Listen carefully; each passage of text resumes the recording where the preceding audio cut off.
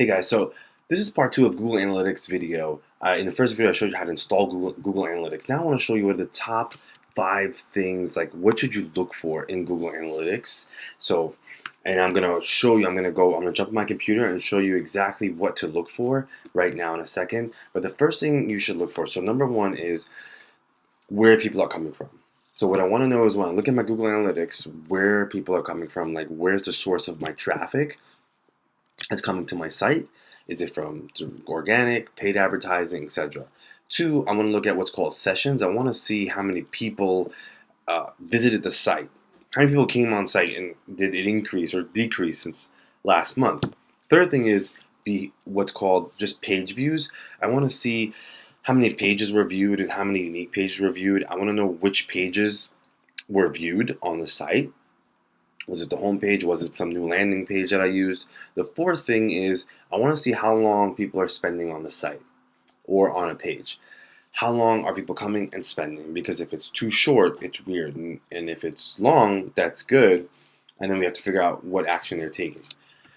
The last thing is what's called bounce rate, which basically is how long it takes, like how often does someone land on a page and then not do anything else and just leave. Because the expectation is that they land on your site and kind of explore the site. However, if you are leading them to like a landing page, the bounce rate will be high, but generally you want the bounce rate to be low. So let's jump on my computer. Let me show you in Google Analytics what to look for right now. Alright guys, so I'm in my computer right now looking at Google Analytics for an account.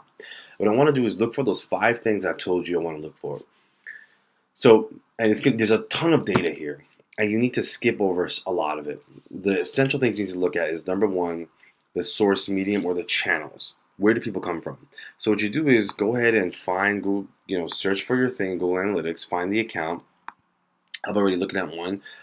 And in the sidebar, I'm going to go straight to acquisition. And I'm going to look for all traffic. And I'm going to look for channels first.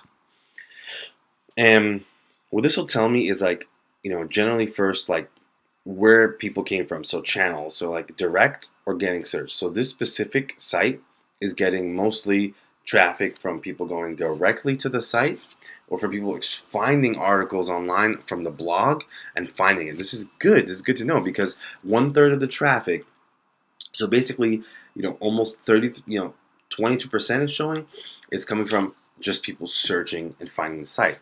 Another 75% is, so it seems like it's word of mouth or someone just going directly like, hey, here's my site, go directly to my site. That's what that's showing me that person's getting.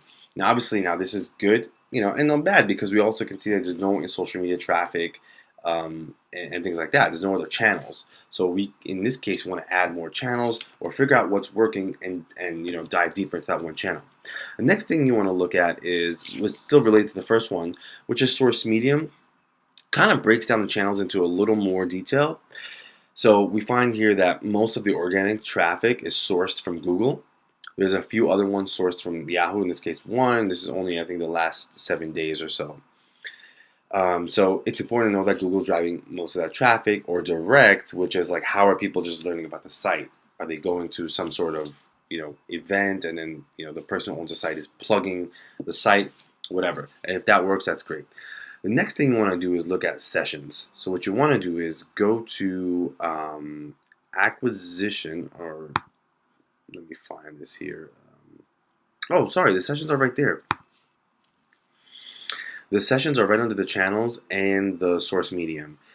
So the sessions are basically how many people, it's not so much, it's how many times someone came and explored through the site. It's not multiple pages, just they came and explored through the site. They could have come multiple times, or they could have come, a new person, like a new session.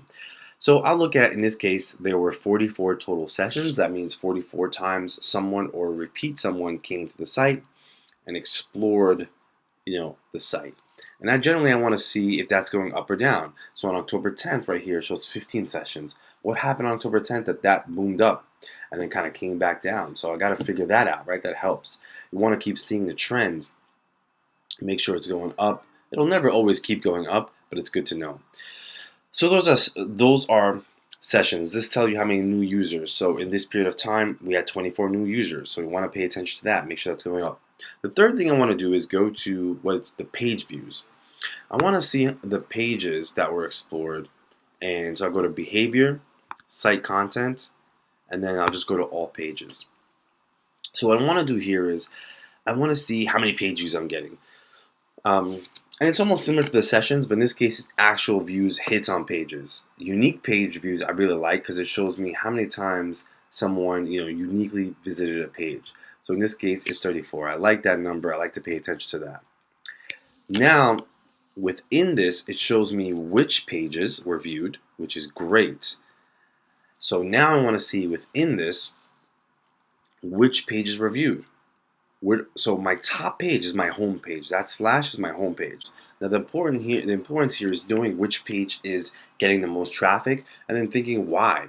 And if it is getting more traffic, either trying to see if you can increase the traffic in the others or kind of hone in on that one page and figure out, like, can you add more things to it to make it more attractive. So if that homepage is getting a lot of action, make sure you have some good stuff on there, some calls to action. If another page is getting action, make sure it has other calls to actions that are really important to you.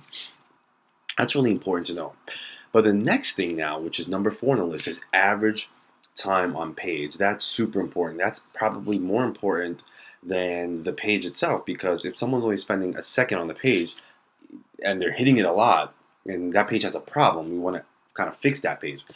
So if I look here, average time on page, it shows across the board the site people are spending. So people are landing on the site and spending almost 3 minutes, more than 3 minutes on the whole site. I mean, I think that's great.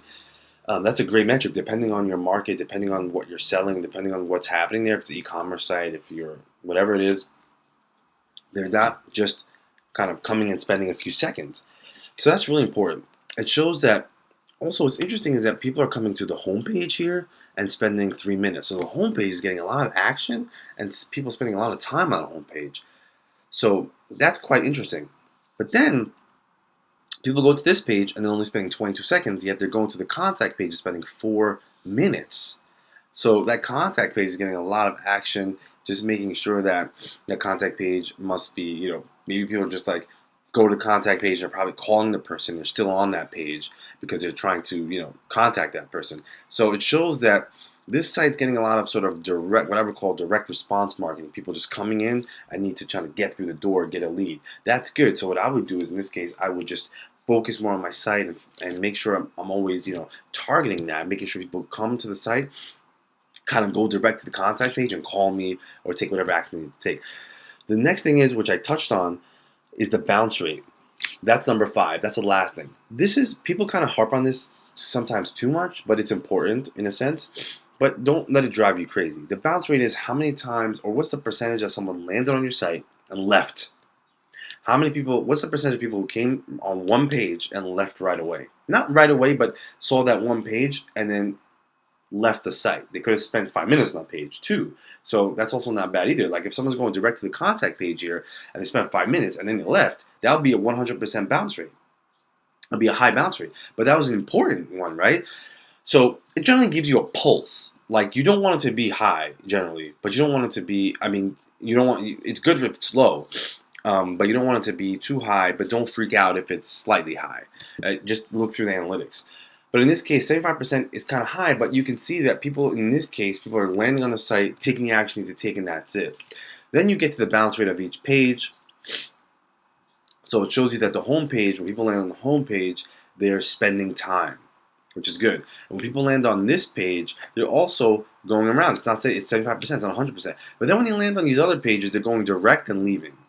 I think the contact is okay, but on these other pages, what I would do is, we want to adjust these to make sure they don't leave right away, because these pages are just information. So we don't want them to land on those and just leave. We need to land on those pages and then lead them to a contact page or to call or to take some action. So that's where the bounce rate helps you. Does that make sense? So you want it to be average, medium, high, but not too high. Don't go crazy if it's too high, but figure out why it's high, if it makes sense.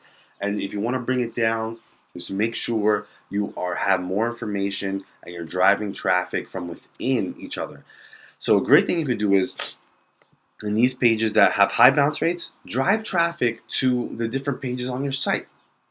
You know, try to bring someone here and then lead them somewhere else so you don't lose them. If this information is not what they need, send them to the next thing, the next thing, and make them take an action. So these are the top 5 things you need to look for in Google Analytics. Number 1 is the channels, like where people are coming from. What's the source?